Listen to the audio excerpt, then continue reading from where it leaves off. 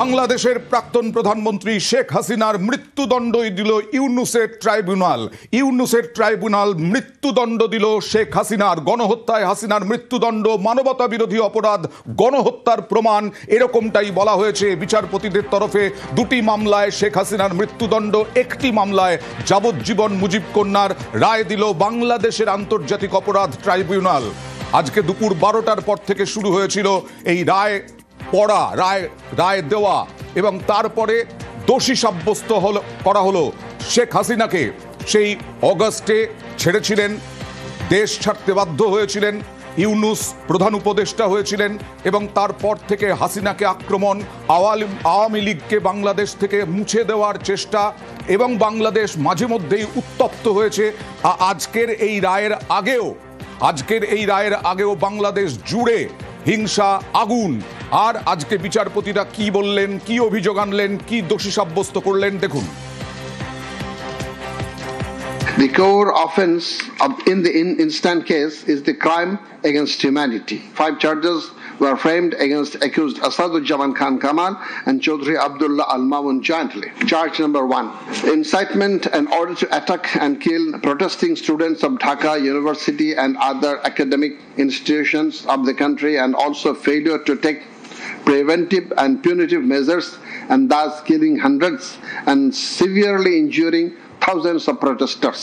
During July uprising 2024, 14/7/24, at Gaurabhavan made the following derogatory remark: মুক্তিযোদ্ধার নাতিপুতিরা চাকরি পাবে না তো কি রাজাকারের নাতিপুতিরা চাকরি পাবে? Charge number 2, order to use lethal weapon, drones and helicopters to kill the protesters and execution of the order. During the July uprising 2024, accused Sheikh Hasina held a conversation over telephone with Dr. A.S.M. Maqsood Kamal, the then Vice Chancellor of Dhaka University. She mentioned that she already ordered to kill the protesters like the Rajakars who have been hanged before. Charge number 3, killing 6 protesters at Changharpur with lethal weapons. The protesters convened a program titled March to Dhaka to be held on 5th August. The aforesaid killings took place pursuant to the order of Prime Minister Sheikh Hasina within her full knowledge, and by such killings they committed crimes against humanity as joint criminal enterprise.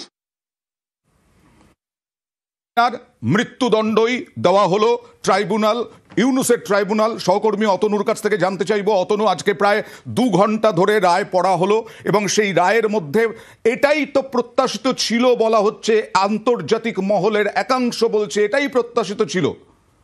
একরকম তাই আন্তর্জাতিক মহল দাবি করছিল এতদিন ধরে যেভাবে পুরো বিষয়টা ফ্রেম করা হয়েছে, তাতে শেখ হাসিনার মৃত্যুদণ্ড হয়তো সময়ের অপেক্ষায় আন্তর্জাতিক যে অপরাধ ট্রাইব্যুনাল, সেই অপরাধ ট্রাইব্যুনালে। তো সেই মৃত্যুদণ্ড আইনের পথে দিতে গেলে আইনের বেশ কিছু জায়গা রয়েছে, বেশ কিছু সংস্থান রয়েছে, যে সংস্থানগুলো তুলে ধরতে হবে। কি তুলে ধরতে হবে? এই যে 5টি অভিযোগ করা হয়েছে শেখ হাসিনা এবং বাকি দুজনের বিরুদ্ধে, এই 5টা অভিযোগ খাতায় কলমে প্রমাণ করতে হবে। তার মধ্যে থেকে 2টো অভিযোগ, তার মধ্যে একটা হচ্ছে উস্কানিমূলক বক্তব্য, এবং আরেকটা হচ্ছে সেদিন যখন গুলি চালানো হয় সেই গুলি চালানোর নির্দেশ দিয়েছেন তিনি। এই দুটো যদি প্রমাণ করা যায় তাহলে খুব সহজেই তাকে অপরাধী প্রমাণ করে মৃত্যুদণ্ড দেওয়া যাবে। তো আজ যখন প্রথম রায়দান প্রক্রিয়া শুরু হলো, শুরু থেকেই দেখা গেল যে বেশ কিছু অডিও ভিডিও তথ্য প্রমাণ সেখানে দেওয়া শুরু হলো। কোনগুলো দেওয়া হলো? 453 পৃষ্ঠার যে রায় দেওয়া হয়েছে, কোন কোন বিষয়ের উপর ভিত্তি করে দেওয়া হয়েছে, 6টি পার্ট রয়েছে। তার মধ্যে থেকে একটা জায়গা বলছে যে শেখ হাসিনাকে মৃত্যুদণ্ড দেওয়া হয়েছে তার কারণ তার অপরাধ প্রমাণিত, এবং ওই একই অপরাধে মৃত্যুদণ্ড দেওয়া হচ্ছে কাকে না, সে সময় স্বরাষ্ট্রমন্ত্রী আসাদুজ্জামান খান কামালকে। দুজনেই পালিয়ে গিয়েছিলেন, বাংলাদেশ থেকে পালিয়ে গিয়েছিলেন, এবং চৌধুরী আবদুল্লাহ আল আমন তিনি সে সময়ের পুলিশের কর্তা ছিলেন, তাকে 5 বছরের কারাদণ্ড দেওয়া হয়েছে। এখানে একটা বিষয় উল্লেখযোগ্য, আইনকে সহযোগিতা করেছেন এই চৌধুরী আবদুল্লাহ আল মামুন, তা এখানে উল্লেখ করা হয়েছে। আচ্ছা, এই রায়ের শেষ অংশ যখন পড়া হচ্ছিল সেই সময় বলা হচ্ছে যে বিভিন্ন বক্তব্যের যে বিবরণ, সেই বিবরণ কোর্টের সামনে পেশ করা হয়েছে। শেখ হাসিনা যখন যে সময় রাজাকার প্রসঙ্গ তুলে এনেছিলেন তার বক্তব্যের মাধ্যমে সেই প্রসঙ্গ তুলে আনা হলো, সেই সময় অতনু একটু থাকো তো আমার সঙ্গে, কারণ আইনজীবীদের বক্তব্য আসছে, একটু দেখে নি বাংলাদেশের আইনজীবীরা কি বলছেন।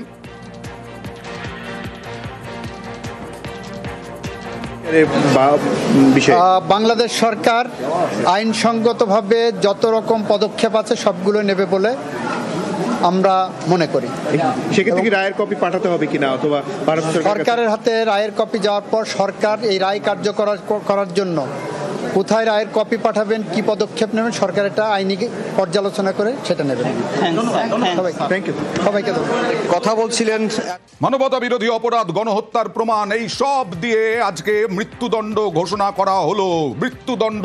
শেখ হাসিনার সরাসরি চলে যাব আন্তর্জাতিক সম্পর্ক বিশেষজ্ঞ দেবাশিস নন্দীর কাছে। দেবাশিস বাবু, এইটা কি প্রত্যাশিতই ছিল? মৃত্যুদণ্ড না দিলেও আগুন জ্বলতো, আবার এই আশঙ্কাও রয়েছে মৃত্যুদণ্ড দেওয়ার পরেও বাংলাদেশে আগুন জ্বলতে পারে। বাংলাদেশের যে পলিটিক্যাল কালচার, সেখানে দেখবেন যে প্রতিহিংসা বা ষড়যন্ত্রের রাজনীতি, এবং সেটা মুজিবুর রহমানের হত্যার মধ্য দিয়ে শুরু হয়েছিল।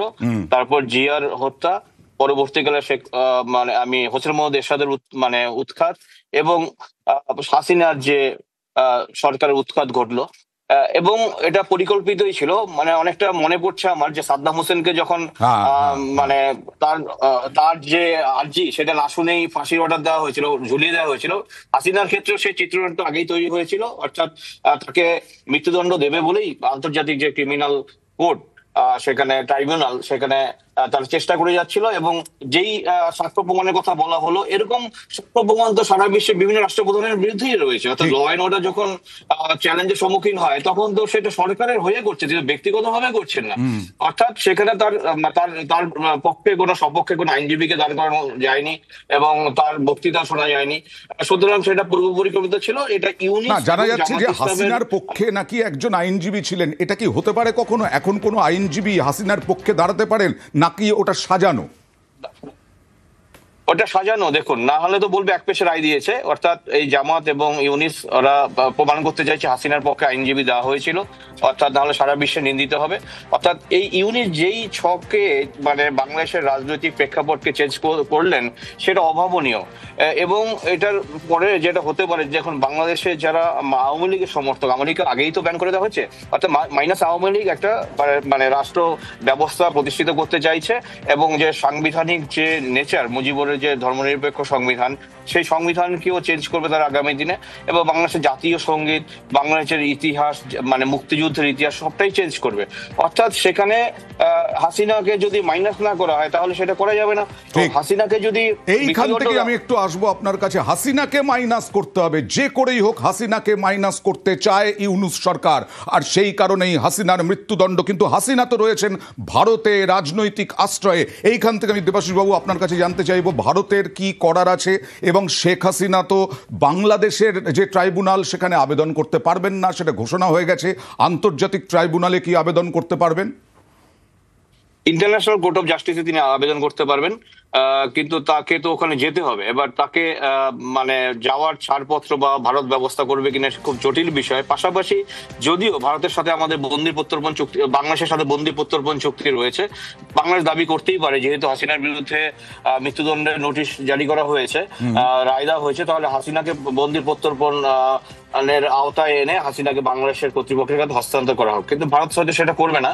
কিন্তু এটা কিন্তু অনেকটা সংকট বেড়ে গেল। অর্থাৎ ভারতের উপরও কিন্তু একটা আন্তর্জাতিক চাপ আসতে পারে, ইন্টারপোলের চাপ আসতে পারে।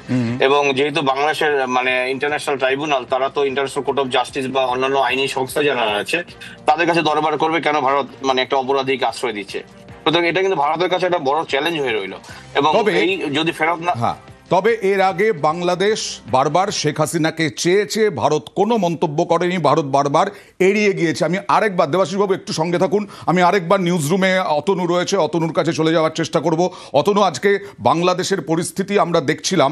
বাংলাদেশ তো শুধু ভারত বাংলাদেশ সম্পর্ক নয়, বাংলাদেশ সম্পর্ক। বাংলা সেই 1950 সালের পর থেকে বহু মানুষ বাংলাদেশ ছেড়ে চলে এসেছেন। আজকে বাংলাদেশের পরিস্থিতি আগুন জ্বলছে গত বছর থেকে। আজকেও দুদিন ধরে আগুন জ্বলেছে। আজকে বাংলাদেশের পরিস্থিতি কি এখন?